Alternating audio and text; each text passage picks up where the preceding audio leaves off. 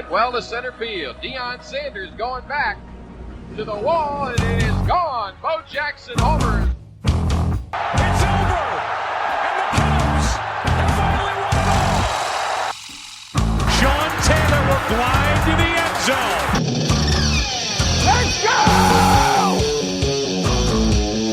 Off the face-off, the Capitals have won it. 81-point game, 55 in the second half. Ladies and gentlemen, you have witnessed the second greatest scoring performance in NBA history. Thank you for downloading and or streaming the newest episode of Infinity Sports. This is our third episode under the moniker, and things are going pretty good. I am excited about the direction of the show, and I think that we're still putting out the best content possible. In fact, it gets better every show. What do you guys think? Well, actually, when I say you guys, I'm Wayne G. I'm here with Jesse B. and Dan Sully-Sullivan. How's it going, guys? Hello, folks, and hello, Wayne. Hey, how we doing, guys? How we doing? So how do you guys feel about the new moniker, and have we stepped up our game since changing, or what do you guys think? Absolutely. I think that we are bringing you better content. I think that also has to do with the amount of sports that are being provided to us outside now, the things that are loosening up and being planned out as far as different professional leagues. But yeah, we are certainly stepping up our game. Some of us are getting more involved in the blog game. I know that I did a rival blog with you, Wayne, regarding basketball characters from movies. And I think there are rumblings about Dan probably stepping in and doing one with you. Sully, is there any truth to that? There is a little truth to that. I think me and Wayne are going to tackle the football side of things on that side of the draft and see what we can come with there. And, you know, I read your basketball one. I think it's great. You guys did an awesome job. That one's a really interesting read, a really good, fun read. Any of those opinion-based drafts and things like that where they're character-based, I mean, it's a lot of fun. So make sure you guys go check that out on rtfsportsnetwork.com. It was definitely a fun opportunity to be able to put pen to paper and go against Wayne in a fun draft that I knew was going to include Hollywood because Wayne loves his movies. So this was a fun experience for me, and I hope that it's the first of many for blogs. And Sully, I'm really looking forward to the one that you get to do with Wayne. Now, if you're listening, you're probably either streaming us on one of the major services, you've downloaded us, listening in your car, listening on your iPad or iPod, or however you normally listen to podcasts, or maybe you're listening to us Wednesday nights at 9 o'clock on the RTF network. RTF has us on there. Sometimes they have us on there twice a week. It happens once in a while, but hopefully you're checking us out on all those platforms. And RTF is where you can find those blogs from me, Jesse, a bunch of other writers. And we definitely hope you guys check out all those blogs, listen to the other shows on RTF, and help us grow the station as well as our show.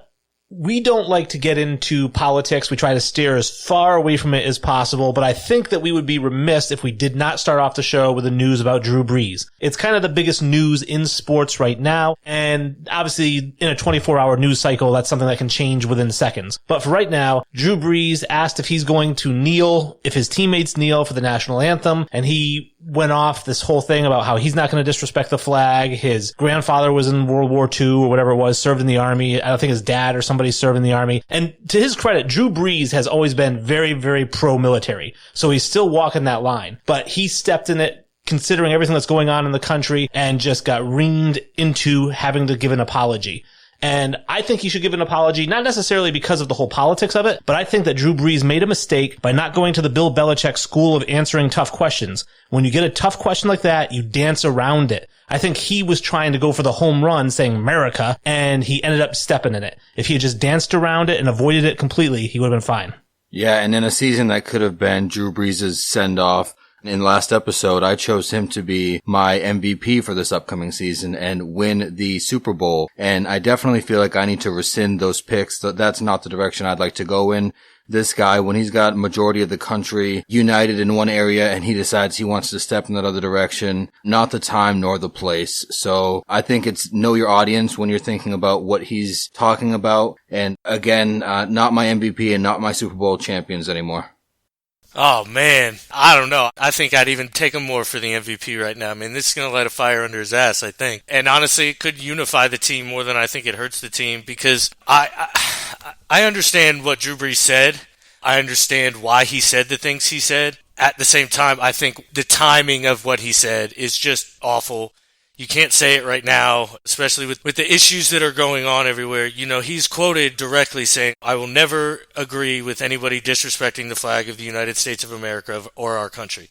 And he truly believes that kneeling during that national anthem is disrespecting the country. That doesn't mean he disagrees with what Colin Kaepernick or what the protest stands for or anything like that. Now, again, the timing is terrible, and he needed to come back and apologize and kind of just set the record straight. From the sounds of it, Demario Davis came out and had a good quote to say that it takes a man to do what he did and things like that, and I think his team will rally behind him. I think his teammates know what kind of man he is, and both of his grandfathers served, so the flag and the national anthem just means something different to him. And why is it so wrong for the man to feel that way? I don't think it is, but at the same time, he needs to be sensitive with what's going on, and I don't think he was.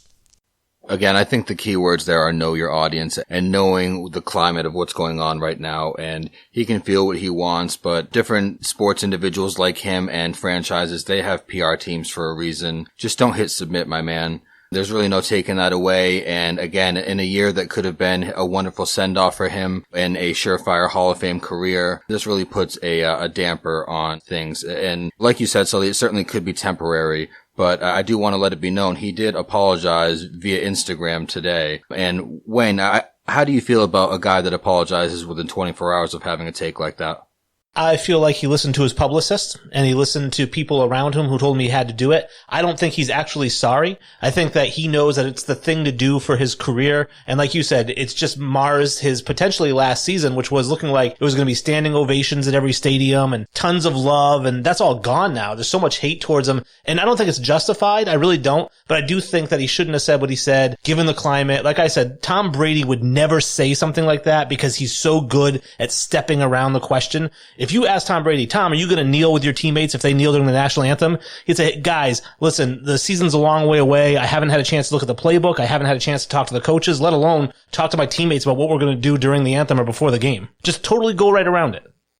Yeah, there are certainly ways to dodge those types of situations and the hot button topics that are surrounding the nation right now. Sully, you mentioned that you don't think that it's going to have as bad of an effect on the team and with his teammates.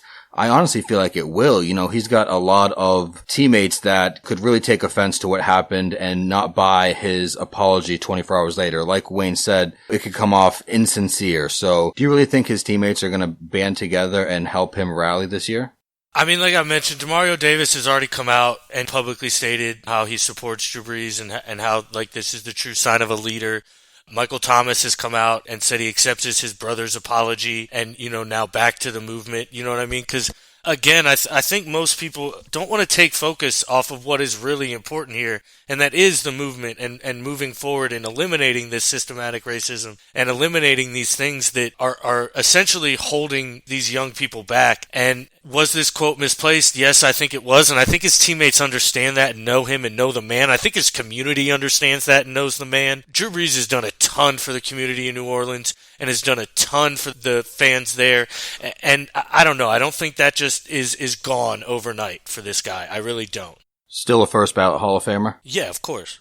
The thing that really kind of bothered me about it is that, like I said, Drew Brees, I think 5-6 years ago or however long ago it was when the Colin Kaepernick thing was going on, took the exact same stance, shouted America and said, you know, soldiers, and everybody rallied behind him. That was the right answer at the time. That was the popular answer at the time. And I think that he tried to double dip because, like Jesse said, didn't know his audience, thought he was going to get the same standing ovation for the same answer. And I think that's unfortunate that he didn't recognize either dance around it or lie. Because I believe that's how he feels. I believe he said what he feels, and whether he apologized or not, he's not sorry for how he feels, and he shouldn't be, because, you know, be a man. You feel how you feel. Don't apologize for it. But I think that he just made a mistake by answering the question honestly and trying to get that second home run. He should have just taken the walk. I think what will end up benefiting Drew Brees and the New Orleans Saints as a whole is the time between this whole incident and when we're actually going to see that team perform on the field in that Week 1 matchup against Sully's Tampa Bay Buccaneers. Yeah, I mean, he comes out and he states that he apologized, that he lacked awareness, and I think that is kind of the main thing here. It just wasn't on point. He just, like we've all mentioned, the timing was awful. Know your audience. I don't mind owning your truth, and like you said, he felt that way then and he feels that way now. And through all that time, I know he supported that community a ton. So again, it's not that he doesn't support the movement, it's just he doesn't support the way Colin Kaepernick protested. Again, though, you just can't comment it like that in this kind of situation. Like you said, the pros dance around that kind of shit. I think it will, like Jesse said, completely disappear by the time the season starts, by the time we get to week 1 with the Tampa Bay, because, like I said, it's a 24-hour news cycle. So day 1 was him saying that, the feedback or the reaction. Day 2 is him apologizing. Day 3 is people kind of getting over it. And by the time we get to the season, there's going to be 17 other controversies that come up, and nobody's going to really remember the whole Drew Brees thing. They might bring it up that first week, but then it'll go away. You won't hear about it again. Time heals all wounds, and I think that, unfortunately, in this country, there's going to be way too many situations for this country to talk about that are going to move us past this Drew Brees situation. Yeah, I'm up here in Tallahassee, and I don't know if you guys heard, but their head coach now, Mike Norvell, came out and stated that he talked to each of his players individually, and they had this one-on-one conversation, and now their star defensive lineman, Marvin Jones, has come out and said, look, none of this shit happened, and they're holding like a mutiny. They said they're not showing up or doing anything until this gets solved, and he called them out. And so I think more, like, you know, when that gets reported, if that goes further, like you said, just more things will come up, and this will end up getting buried because it's beyond, it's kind of done. It's in the past now. The other big news, or I guess big news that's coming out, is that sports are kind of back. We've got the NHL is coming out with a playoff. The NBA voted 29-1 to ratify the playoff thing. The one team that did not like it was the Portland Trailblazers because they're not going to be in it.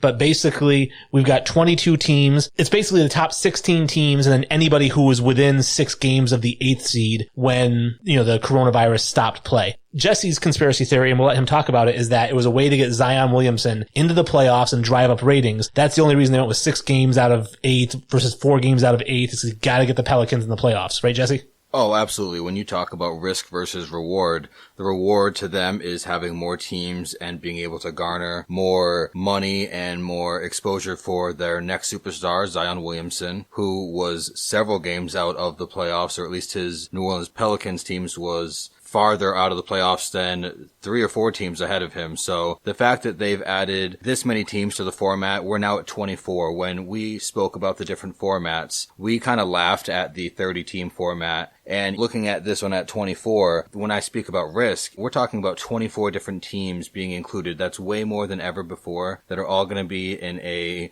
small area in Orlando. And we're just going to believe that nothing's going to go wrong. I mean, what happens when one player gets sick or 2 players get sick? Are we just going to start eliminating teams? Are we going to delay this any further? I mean, Wayne was just talking about this, how we're going to have practically no offseason for these players. And now we have no idea what could happen if a case of COVID-19 happens to surprise any one team or player. Yeah, well, to start, Portland's actually in this, Wayne. They're actually the 9 seed, so I'm not really sure why they were against it. It may be because Damian Lillard has come out and said he's not going to play kind of meaningless games, and maybe this shortened season he feel like his meaningless games and he's not going to want to play. I'm not really sure. There's also that rule where if the 9 seed's within 4 games of the 8 seed, then they do a play-in game, and that's if the 8 seed wins 1 game, they're in, but the 9 seed has to beat the 8 seed twice. So I don't know. It seems all kind of muddled together, but I don't think we were going to get anything perfect, and I'm just glad we got something good, and we're about to get some NBA. I do agree it may turn into a clusterfuck, Jesse, if this one case of COVID does hit and spreads and things like that, but I mean, at the same time, these are things that they're 100% have planned for. They have contingency plans for.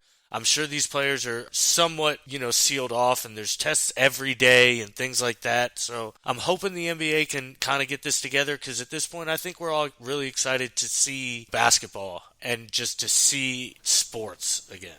I'm really glad that you actually touched on that 8 versus 9 matchup that could potentially happen, Sully, because the Memphis Grizzlies, who came into this abruptly stopped NBA season with a for sure playoff spot, and with the remaining games, they had the toughest remaining schedule of these teams. So they do have a benefit of already securing their spot, where, like you said, if they win 1 game, then they get to move on into that next phase of the NBA playoff format. I wanted to ask you guys, both on this format and the NHL format, because I think it's relevant in both. COVID-19 has really removed home court or home ice, home field advantage. I wanted to ask you guys what you felt about that. Is it meaningless? Is there something to that? It's not meaningless. I think that there's certain places that you play that it is an absolute home field or home court or home ice advantage. In football, you've got Arrowhead Stadium, you've got Seattle where they get so loud you can't hear yourself. I think there are some NHL stadiums like that. It just gets ridiculously loud. With basketball, Golden State's not in it, but Arco Arena is thunderous. Oklahoma City, very loud. So they do have that advantage, but at the same time, I also think that given the situation, not having fans, I guess, is the most neutral way to put it. And in a neutral situation, the best team's going to win. And isn't that kind of what we want anyways? That's why we have a best of 5 or a best of 7, is because we want to make sure that the best team wins. It's not a fluke. Yeah, I actually agree with Wayne. And obviously, I think home field advantage is a real thing and it matters. But in this instance, I think it's going to be something really cool. It's not going to matter here, obviously, so I don't think seeding is going to matter as much because it's not like they're getting to play at home if they're the 1 seed or 2 seed or things like that. It's more about matchups and who you want to play with. So I actually think we may see a little more like strategic losing and things like that. But I don't know. I'm really excited for it. I just want to get it back. I'm really interested to see where they go with this schedule. You mentioned it, Jesse. Memphis had the hardest schedule. Well, now what do? They can't just give them the same schedule. 6 teams aren't in it now. So what do they do if with those teams and if they were on the schedule and who do they replace them with? And now so I think it's going to be a clusterfuck there and how they get the schedule and kind of even it out, because what if these teams were already set to play each other and they're still in the tournament? Do those games just stand? I don't know. So I'm really interested to see that. Wayne, what do you think the biggest advantage of this format is? Well, like I said, the biggest advantage is going to be for the fans and for the NBA, like you mentioned, getting Zion Williamson into the playoffs, because that wasn't going to happen in a regular playoff format, potentially. So now having him, he is the big ticket. He is the big draw. You've got LeBron James and Anthony Davis with the Lakers, obviously, are a big draw, but getting him in there is going to drive up revenue just by having him in there. So that's the big advantage for the NBA, is in terms of revenue. In terms of the players, I think that the advantage is just playing without fans, like I mentioned before, because there's not going to be that emotional component to the game. If a guy hits a 3-pointer, it's just like playing a pickup game. You run down the other end, there's no emotion in it. Whereas when you play with a crowd, you hit that 3-pointer, the crowd erupts, all of a sudden, everybody's got adrenaline pumping. So you're going to be missing that a little bit. It's going to be like watching the NBA Summer League, but with higher shooting percentages. Think of that player that's on your favorite team right now, Wayne. Think of LeBron James. I just totally disagree with what you just said. I think it's going to be such a lack of passion. It's going to be so weird to see a guy like that hit a shot or go down for a tomahawk dunk and not have anybody react. He's just not the type of guy to be able to run down after he does something like that and get right back into a defensive stance. I don't think this generation of stars is the type of crowd that can really perform at their highest level with no fans around them. I feel like it's going to be very awkward. It's no surprise to you guys, but I am a wrestling fan, and I've had to kind of put watching wrestling on a bit of a hiatus because it's very difficult for me to connect and enjoy wrestling with no fans. Hearing the ooze, without the oohs and ahs, without the thrill of the fans, the excitement, the boos, it is such a different experience that I'm just wondering what type of product we're actually going to get when we get these teams back after such a long time without seeing them, no fans. It's such a weird mixing pot of new. I agree with you, Sully. I'm glad to have it back, but it's so different. There's so much risk, I feel, and I'm excited, but I'm also fearful. That's a really great point, Jesse. I do think a lot of these players do feed off of fans and feed off of that energy. However, I think a lot of, especially you mentioned LeBron, I think he's going to be driven to come out here and win. I think the veterans will still want to come out and win. Maybe these younger guys will feel differently, but I don't know. I feel like a lot of these older guys will still want to come out here and get this championship that they've worked so hard for and count this as a season. So something you both had touched on last episode was that you were really hoping that the NBA went towards that non-conference 16-seed format, and they chose not to go that way. And I really think that was a missed opportunity now that we've had a week to kind of think it over and see what they actually decided to do, because I personally feel that there's no way that Adam Silver and the NBA choose to go with this 22-team format going forward. They really just did a one-year thing, and it really just proves my point that they did it for Zion. They should have done the non-conference 16-team format and kept that going forward. I really just feel it was a missed opportunity. I would have liked that version better as well, and I know that the whole system right now is just kind of confusing. You've got 22 teams, 13 are West, 9 are East. You've got play-in games. You've got if an 8 is within 4 games of a 9, and it just seems like the NBA board members sat around a table, they all put ideas into a hat, and Adam Silver said, grab 3 and combine them. I really think that what they ended up doing was offending the least amount of teams while trying to benefit the most financially. And I think they proved that with the 29-1 vote in the end there. Portland wanted to play if they had something to play for, but they really don't feel that they do. But where you were going with that, Wayne, was it's such a weird format.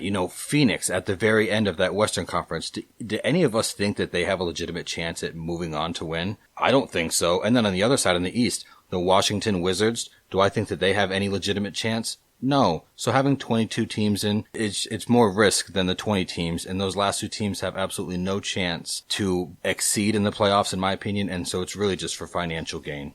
Yeah, I don't understand to not do the overall 16 seeds and to split it in conferences, but then bring back 5 more Western Conference teams than Eastern Conference teams. Like, what?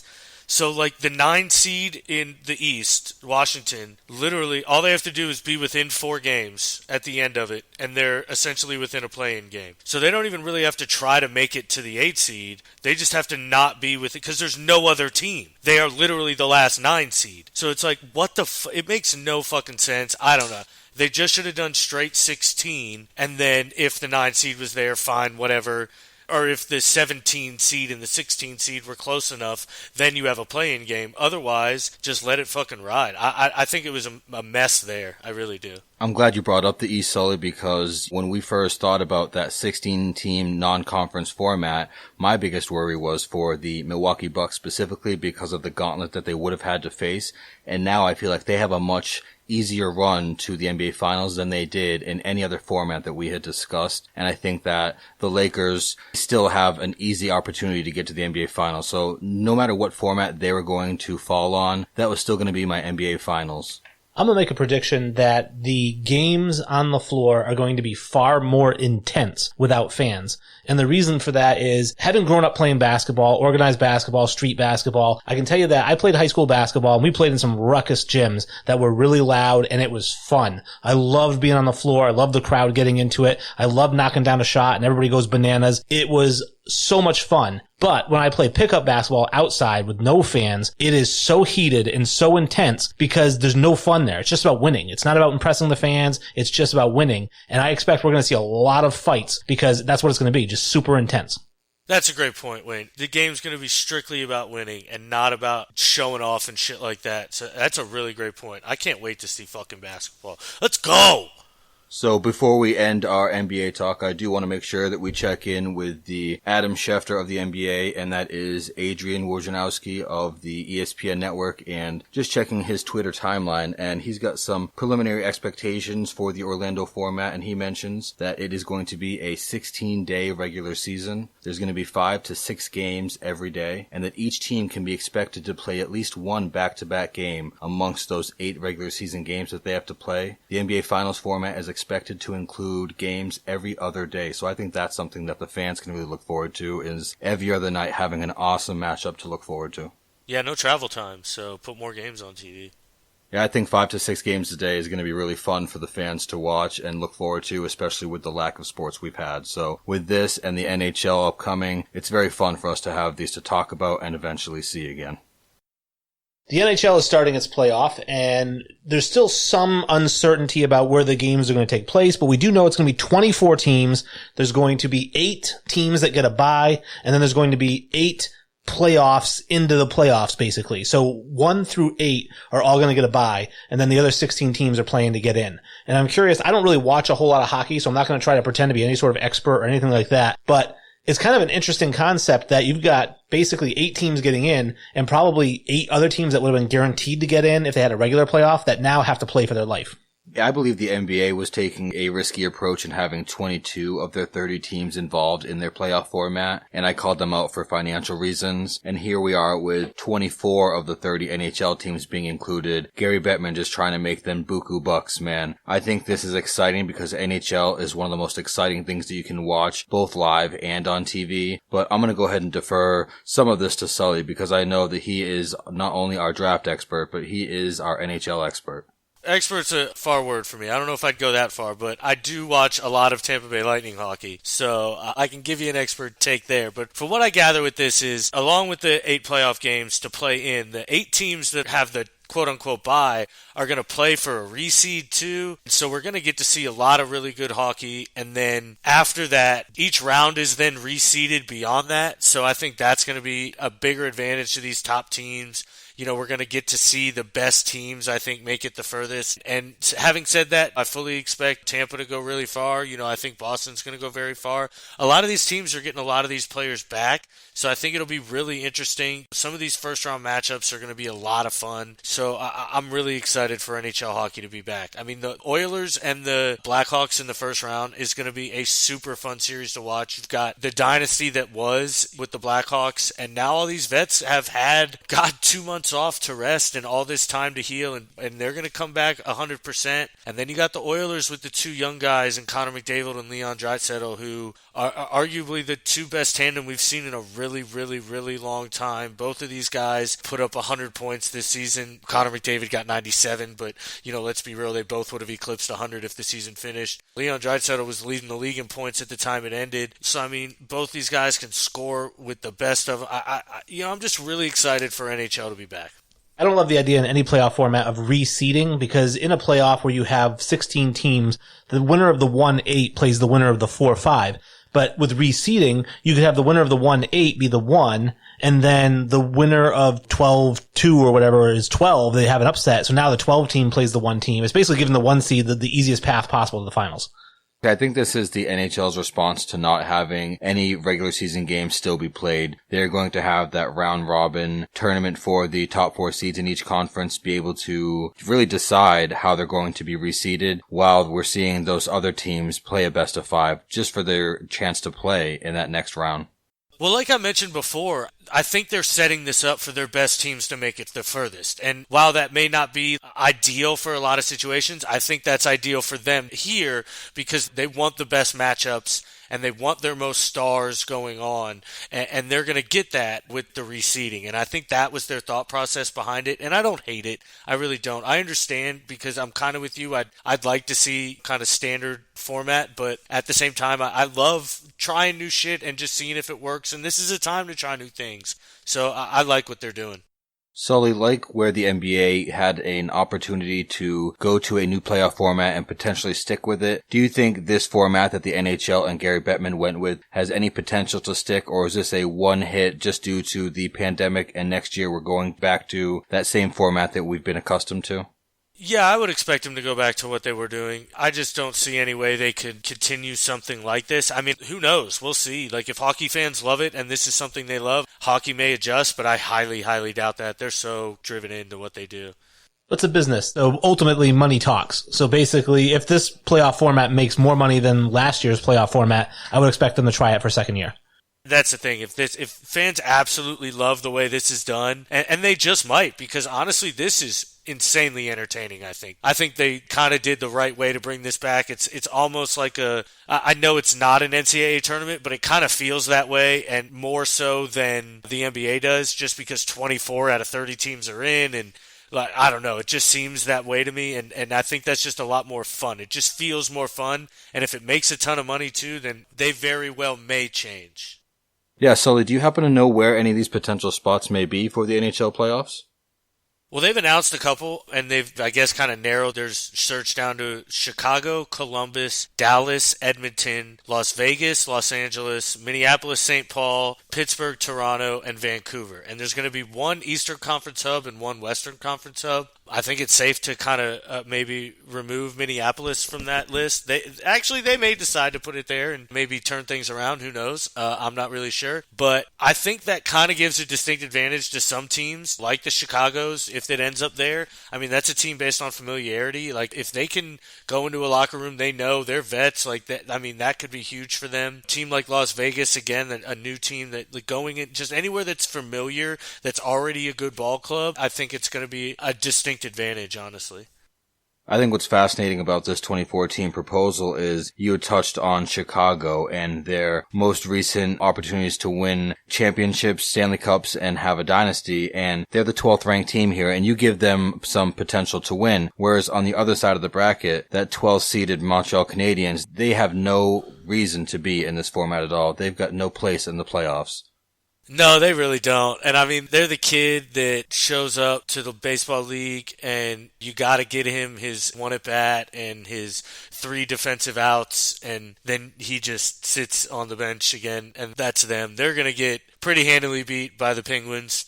They really kind of lucked out with this 2014 format. I don't think they could even consider themselves in the playoffs. I don't know, because it's a round robin, but I don't know. Like, they're going to claim it. They're going to claim they made the playoffs, that's for sure.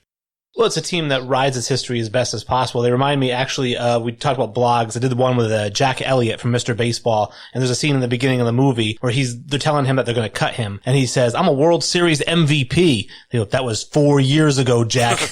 And that's the Montreal Canadiens. Oh, it 100% is, man. Living in the Larry Robinson days.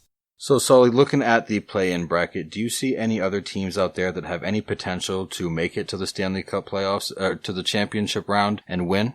I mean, the championship round, that's tough. The Oilers, I think the 5 seed got a real shot. There's just so much talent on that team that who knows? They very well could. The Preds have a decent chance. The Hurricanes got some talent coming back. Dougie Hamilton's coming back from injury, so you never know. And then obviously the Penguins out there can make a run at it. And those are just the guys that got to obviously play in to get in there. But I think the Big 8 are really going to be tough to beat. I really do. I think the Avalanche are a very good team.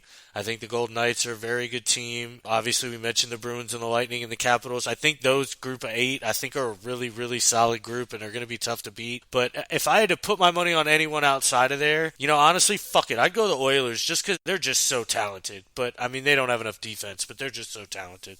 Yeah, those youngsters are absolutely fun to watch. And who do you have your Tampa Bay Lightning beating in the Stanley Cup Finals, Sully? Honestly, I think the Avalanche are a really, really, really good hockey team.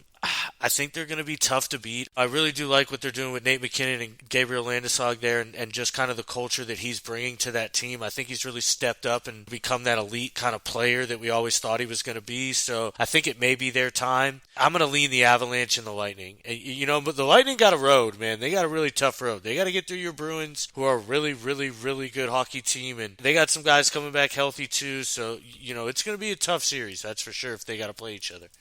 I'm going to go ahead and choose my Boston Bruins to defeat the Las Vegas Knights, but that's only if these playoffs aren't held in Las Vegas. If so, that is an advantage unlike any other. Like I said, I don't know a whole lot about hockey, but I do know that in my experience watching highlights from playoff hockey, the thing that seems to be truth is that it seems to be the sport that the regular season matters the least when it comes playoff time. Because an 8 seed can win the whole thing, because when it comes to the NHL playoffs, it's whoever's goalie is the hottest is who's going to win. You absolutely stole my thunder, Wayne. I wanted to bring that up because coming into this format where you can be discussing rust versus rest and goalies meaning so much in the NHL playoffs, I really do want to see how some of these teams, if there's a team on the outside here, like the Chicago, like Montreal, like Pittsburgh, whoever has a hot goalie is going to make a serious run in the NHL playoffs. And we talk about the important positions in each sport, and quarterback is the most important in football. Goalie is absolutely the most important position in the NHL, and it's even more so once you hit the playoffs. I 100% agree. It's, that's why I'm such a huge fan of the Lightning, obviously. I think Vasilevsky's the best goalie in the league, but Tuukka Rask was obviously on a tear right before the season ended, and there's a lot of good goaltenders, and you're right. Whichever one catches fire at the right time is more than likely going to dominate the series, and that's just the way hockey goes. So, but it's going to be a really exciting format and really exciting time with both the NBA and the NHL going to be going at the same time. I'm so excited. Wayne didn't give a prediction, but because I know this man so well, he's going to choose the 12th ranked Chicago Blackhawks to go against the 12th ranked Montreal Canadiens, because this boy loves to see teams that shouldn't be involved making it to the end. I actually like to see teams that people hate win it all, so I'm rooting for the Penguins. Giving Sid the Kid another Stanley Cup, huh? Last episode, we had Brandon Combs on. He's a blogger for the RTF Sports Network, and he had mentioned that Nomar Garciaparra is the best player ever to wear number 5. Our show unanimously disagreed with that sentiment. We brought him on to defend himself, and props to him for coming on and actually doing that. But his article of the best players to wear certain jersey numbers sparked a debate amongst the show staff here, and that is he picked Mariano Rivera as the best number 42 of all time over Jackie Robinson. Now, Jackie Robinson did did have quite an impact on the game, but it's not the most impactful players to wear 42. It's the best players. And I told Brandon before he even posted the story that Mariano Rivera was the correct choice. And I feel like Dan kind of agreed with that, but we have a disagreement about positions. I don't agree with the take either, and we do have a disagreement about positions, but I think Jackie Robinson deserves to be the best number 42 ever. I think his impact with baseball goes far beyond just the number and what he did in his barriers. He was also a top 5 second baseman of all time, and to me, a top 5 second baseman of all time is better than the best closer of all time. And this is really where the conversation got started, because I believe that closer is a more valuable position to the game of baseball than second base is. Even though I understand that Dan's going to talk about everyday play and how the second baseman is playing every day while the closer may only get 45 to 50 to maybe even 60 on the high end opportunities to close a game. Those are such impactful moments. I mean, 60 games, teams make the playoffs winning their division by 3 games. And this is a guy who has an impact on 50 of those. So the second baseman could go 0 for 4 all 50 of those games, and they still win because the closer shut down the other team. I mean, so I don't even know. Do I even need to talk at this point, Jesse? He literally just made my entire argument for me. So the closer has an impact for those 50 games. How many games does a second baseman have an impact for? How many? Let's call it 162 fucking games the second baseman has an impact for. So while the closer does have a huge impact, and this argument, I think, and at this point, I think you just don't want to concede, but I think you agree with me here that this argument is a lot like the home run argument, where 90% of the time, I'm right. You want the best second baseman in baseball. And 90% of the time you want a home run. Yes, there may be very certain circumstances where you want a different outcome than a home run. And in this circumstances, yes, in playoff baseball, in a Game 7, yeah, I'd rather have Mariano Rivera than an elite second baseman. I probably would. You probably are backing me into a corner there, and yes, I would. However, for the other 161 games of the fucking season, a second baseman is infinitely more valuable, especially because the argument here is the best second baseman in baseball against the best closer in baseball. So it's not just a run-of-the-mill second baseman, and that's where I think it differs. And if you're going to get elite production from an everyday player, that's infinitely more important than elite production out of a closer. I think that relief pitcher and closer is such a hard position to evaluate because it has evolved so much over time, and we continue to see it evolve, where over the past couple seasons in the postseason, we've seen relief pitchers go into games in the 4th or 5th or 6th inning. We've seen starting pitchers end up closing games. So it's really hard to peg and evaluate where a closer stands all time. But I do stand with Sully on this, and I feel the majority that the elite second baseman has more of an impact on that team than an elite closer. And I do side with Jackie Robinson should have been chosen over Mariano Rivera, and not just for the off the field impact he had for the game and for a generation. Well, the concession that I will make, because Dan just made the concession about, playoff baseball and whatnot. The concession I will make is that 9 position players are more valuable than a closer. I will make that concession. But one position player, no matter how good he is not more important than the closer. And the reason for that is because there's 8 other position players to pick up the slack. There's nobody to pick up the slack for the closer. So you can take, if you're talking about the crappiest team, if you're going to put a team out there that's 70 and 96 or whatever it is, in that team, would I rather have Robinson Cano or Jose Altuve, or would I rather have Mariano Rivera? It really doesn't fucking matter, because you're going to go 70 and 96 either way.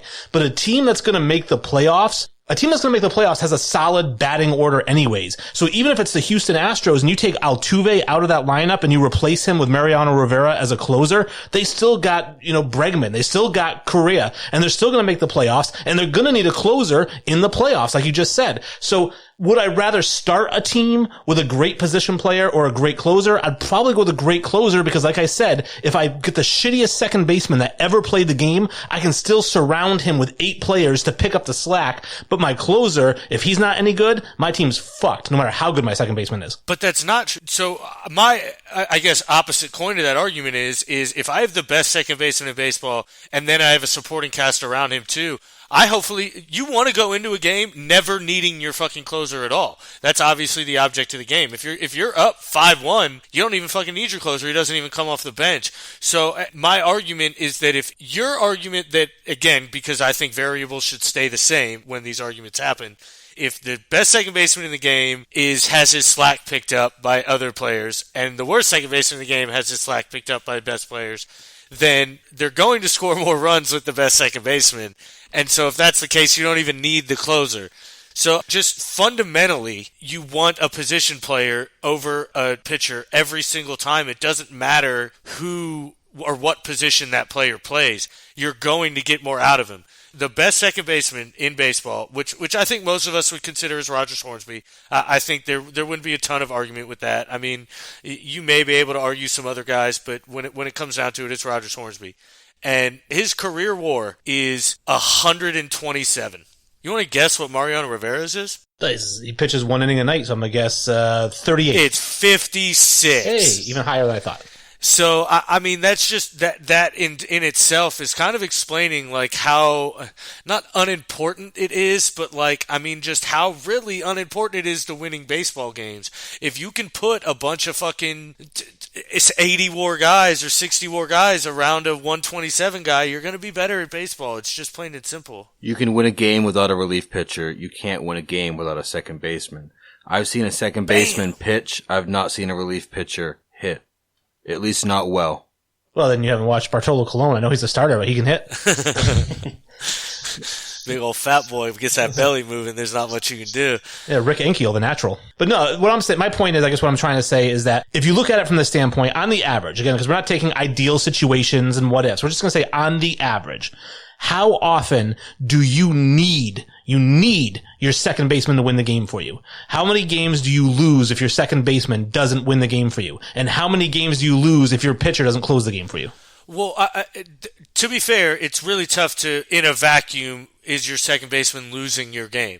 How many games can you afford your second baseman to go 0-4? Maybe 20 max? Like 30 max, and then you got to think about getting a new second baseman in there that can produce or things like that. And so, again, it's more about the volume, I think, is where our argument differs. Yes, I think in a vacuum in a very certain situation, a closer is very important, but you're not using them a lot. And that's, like, I think the argument you're devaluing and failing to see right here is that 5 days out of the week, your closer may not step onto the field, but your second baseman is. And so right there, already, he's infinitely more valuable. And that's kind of the basis of my argument, and that's where I think it's getting lost. If a second baseman strikes out 10 games in a row, is he going to be replaced? I don't think so. Well, it depends on who the second baseman is. I guess so. But if a relief pitcher blows 10 games in a row, you're probably not going to see him again that season. Well, no, and my point is that, like Dan was saying, if you have a good enough offense, ideally, in an ideal world, your closing pitcher will have 0 saves for the season because you're going to win every game 5-0 because your starting pitcher is lights out as well. But we all know that in the world, it's not perfect, and your starting pitching staff sometimes sucks, and the rest of your lineup sometimes sucks. And at the end of the day, you could have a second baseman who literally goes 4 for 5 every single game with 3 home runs every single game, and you're still going to need a closer to close 30 games a year. Yeah. 30 games. But that's what I'm saying. So the 30 out of 162 games. So what I don't even know that percentage. Somebody do that off the quick of their top there. So that's like what? Like 1/5. So that's like roughly 20% around there. So so you need them for 20% of your games? And what about the other 80% is like my argument, Wayne, that 80% of those games you need a viable second baseman and you don't need an elite closer.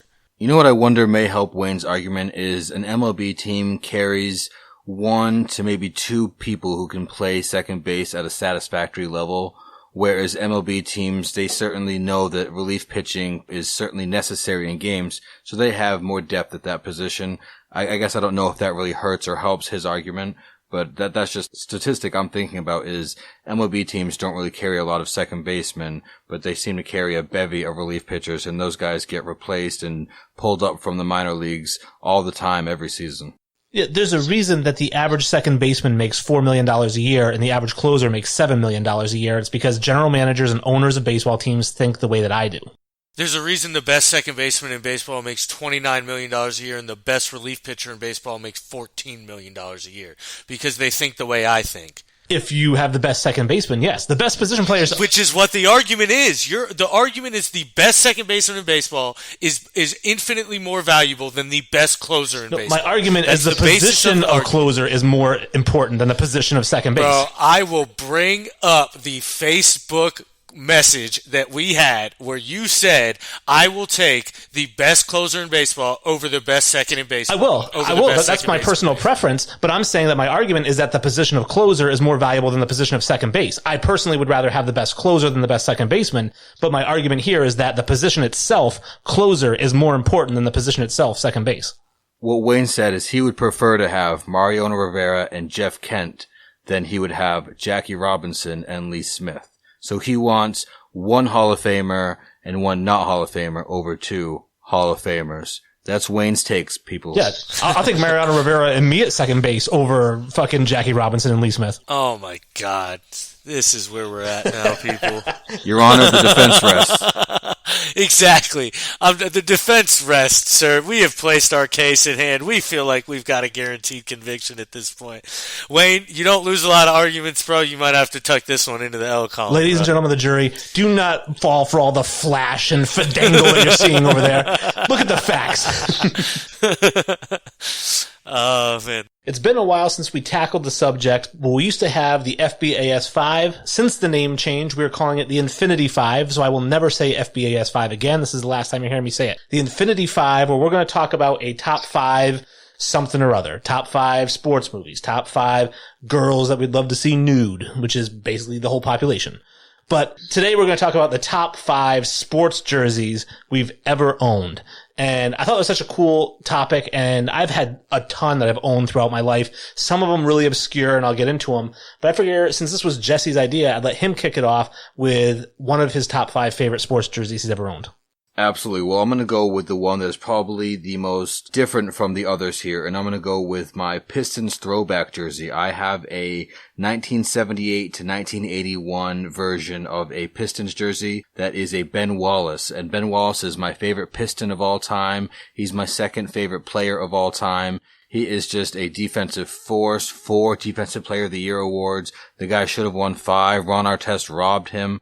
So he's my favorite basketball player outside of Michael Jordan, and wearing this jersey and being able to play in it, I've certainly gotten some sweat on this jersey and some other bodily fluids, but this has been a jersey that has really made me proud as a Pistons fan. Not so much recently, though. I'm a big Ben Wallace fan, so I like that, man. I respected his game a lot, so I expected you to have a Ben Wallace jersey. Yeah, I think I may have even... I don't know if I've ever seen it. I know that I've seen Jesse in a bunch of different jerseys. I wouldn't be surprised if I've seen the Ben Wallace jersey. I'll jump into mine. I have my favorite jersey I've ever owned. Believe it or not, wasn't even really a jersey. It was a t-shirt. It was one of those t-shirts that had like the team name and the number, and the back had the name and the number on it. And I went on a field trip to Washington, D.C. I was living up in Caribou, Maine. And I went to Washington, D.C. on a field trip, and I got so much money to spend on souvenirs. And I went to the sports memorabilia shop, and I saw it on the wall. I had to have it, and it was a gray t-shirt that had the Chicago White Sox logo in black on the left chest, a number 35, and the back said Thomas 35. Frank Thomas is my all-time favorite player in the world. I wore that shirt as often as you could possibly wear a shirt. I got a hole in the back of it one day. I was flirting with some girl at school. She started to chase me. She reached for me, ripped the whole back of the shirt, got her finger in that hole and ripped the whole thing. And that was the end of my Frank Thomas t-shirt. But that is by far my favorite jersey, if you want to call it, that I've ever owned. Man, R.I.P. to the jersey. Wayne, where did you bury her? R.I.P. to the girl. First jersey I guess I'll share is, the most obscure and odd one that you guys will think. I don't know if you guys know this. I'm a big soccer fan. It was probably, honestly, the number one sport in my household growing up. My dad coached and we played a lot.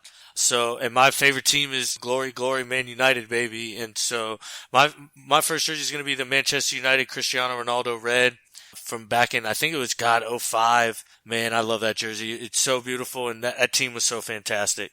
You absolutely cannot go wrong with a Ronaldo jersey. He is probably going to go down as one of the greatest football players, probably the greatest footballers of all time. Yeah, most definitely. The guy's a god. So I'll go ahead and give you my second pick here. I am a known New England Patriots fan, but I'm going to give you a jersey of a guy that wasn't here too long, but had a huge impact while he was here. And I'm going to go with my blue 81 Randy Moss jersey. Not that other 81, folks. I'm not going to lie, when you said the blue 81, I was like, damn, this bro's really going to talk? He's got his Aaron Hernandez is his favorite jersey? I legit thought you were. I mean, you can't hate on the Moss jersey. I love it. Do great things for your team, so you can't hate on it.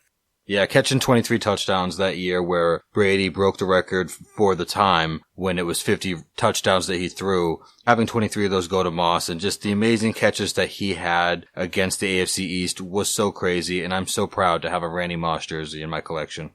Yeah, superstar. Absolute superstar for the Patriots. And I'm sure a bunch of people had the Welker jersey, but yeah, definitely Randy Moss is what made that team what they were, and it was very sad to not see them go 19-0.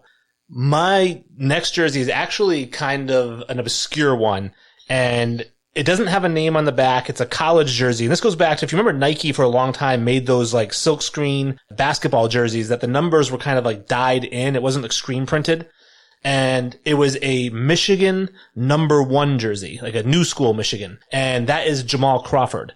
And it was such a cool jersey for me because I loved Michigan. I loved Jamal Crawford. He only played 1 year there. So that's the other reason that was so cool, is that I have a guy who only played 1 year of college basketball, and I had his Michigan #1 jersey. And I always thought about getting the name Crawford on the back, but I never did. It's crazy that you said Michigan jersey, and my head immediately went to college football, and you brought up a basketball player that I never knew played any time at Michigan. I love me some Jamal Crawford, man. I mean, I didn't know his game at Michigan, but man, he's a lethal in the NBA. That 6th Man of the Year award should just be named the Jamal Crawford Award at this point. He's the all-time leader in 4-point plays. Nice. Really? Yep. That's such an obscure stat for you to know. Like, only fucking you would know that, man. So my second one, Jesse mentioned, guys who weren't around very long. I got that Sean Taylor, his rookie year. I went and got his jersey the day he got drafted. I was a big Sean Taylor fan. He's probably my favorite NFL player of all time, and I loved it. So I went out and got that 36. Pretty rare. Most people don't have it. He switched to 21, obviously, the year after, and played with 21 from there on. But that rookie year with the 36, that jersey means so much to me. I love that thing. Wow, from one revelation to another, I had no idea that Sean Taylor wore any number outside of 21. Is there a reason he made that switch? Why did he originally go with 36? I'm not 100% sure. He wore 26 in college, and that wasn't available, and either was 21, and then the year after, I'm assuming 21 just became available. Yeah, when I think 21 in football, I think Sean Taylor. I think of Deion Sanders, and I was thinking most defensive backs, when they wear 21, I always think it's an ode to Deion Sanders. Yeah, honestly, I think, I'm not exactly sure why. I was going to say, I think, he may have been there at the time, honestly. Deion, how late was Deion playing till? Didn't he play till he was 56? He played a long time. Next jersey that I have to share with you guys is one that Wayne actually bought me, my second version of this jersey. I did have an original one when I was a teenager. Ended up losing track of that one, and I needed a replacement. And it is Michael Jordan's high school Laney jersey. It is a very beautiful yellow, blue, and white jersey. And I have taken so much better care of the second one. But having this nice looking jersey for my favorite player of all time, a jersey that, you see plenty of the Olympic style or the Chicago Bulls jerseys or even the North Carolina jerseys, but you see very, very few of his high school jerseys. So that's why I take pride in owning that one. And I have to just give Wayne a shout out for helping me get one back in my collection. Yeah, for sure. I think when you said you wanted one, I was like, I know where I can get one. That's pretty cool, man. You two are cute. Aww. Yeah, I think my third jersey, actually I go into soccer as well. So I played soccer growing up my entire life. Like most kids, up in northern Maine, we didn't have football because the season wasn't long enough. So I just played soccer right up through high school until my junior year of high school. And I was a really, really good soccer player. I played midfield, and getting older, I got into the sport watching it. And I'm one of those few people who can watch soccer, and I love it. I get entertained watching it, and the skill, and just, it is the beautiful game. But I had to have, for years and years and years, I had to have, and it was always too expensive, but I came across one for the right price, a 1998, I think it's 96 or 98, might be 96, World Cup Brazil, Ronaldo #9 jersey. It's the Nike one with kind of like those green stripes down the obliques, and then it's got the number 9 right in the center. And I think that was the World Cup that I think he had 2 games in that World Cup where he scored 4 goals. It would be 94 or 98. Okay, 98. Yeah. 98 was, I believe that was, is it the year they won it, or? I think so. I just remember he was like an absolute monster, and I thought, man, this guy is unbelievable. And it really got me into watching more soccer and watching more highlights of Ronaldo. And I think that when you watch him and just the speed and the strength, and he could handle the ball like it was nobody's business. I think people think of him in the speed and the strength and the powerful kicks, but I felt like he could handle the ball as good as any little guy. I mean, he definitely wasn't a little guy. That's for sure. You mean he could handle the ball as good as any little guy? No, I agree. I mean, we do a lot of soccer drafts in the FBAS, and Ray's one of the big soccer guys too. And me and him have a very similar opinion on Ronaldo, and we think he's absolutely insanely elite. At their peak, there may not be like a better player. He was just insane. I obviously think, other guys are more well-rounded, like, Messi and Ronaldo, the other Ronaldo and things like that. But dude, Fat Ronaldo was insanely good. That's such a cool jersey. Yeah, very few countries take soccer more seriously than Brazil, so that's a legendary jersey to have. The 98's the year they lost to France, but 94, I think they won it. But either way, my next jersey is one that I just loved. I had it in high school. I mean, it was just so dope. It was the powder blue LT Chargers jersey. I loved it, man. It was so fly. I don't know if you guys were the same age group or not, but we used to have what we called jabots. These pair of jeans, and they used to have like a colored kind of cloth thing through the jean, and you could get baby blue. And so I'd get the baby blue jabots with the powder blue LaDainian Tomlinson jersey. Man, I was the flyest kid on the block for sure. I've never heard of a jean product like that or a pants product like that, so I'm going to say that's just a Florida thing, unless, Wayne, you've heard of that. I've never heard of it at all, but I do know that the San Diego Chargers took LaDainian Tomlinson with a 5th overall pick.